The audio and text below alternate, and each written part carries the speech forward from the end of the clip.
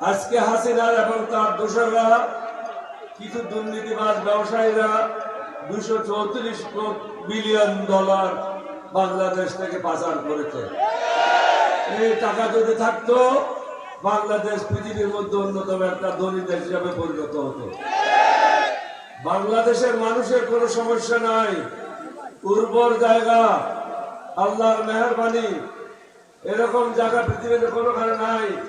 একটা বীজ পড়ে থাকলে সেটার থেকে চারা ওঠে। কিন্তু এখানে রাজনীতিবিদেরা হলো মহা দুর্নীতিবাজ, শুধু দুর্নীতিবাজ না, মহা দুর্নীতিবাজ।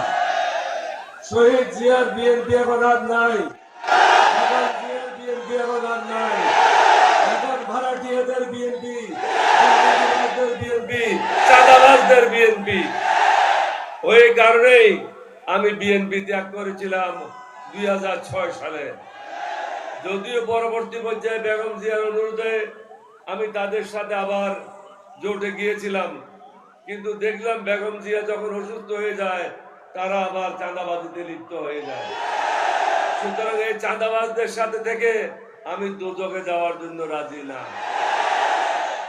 তার থেকেও বড় কথা হলো আজকে এই মাঠে বলে যায়, এই জাতি যদি সঠিক সিদ্ধান্ত না নেয় স্বাধীনতা বিপন্ন হবে।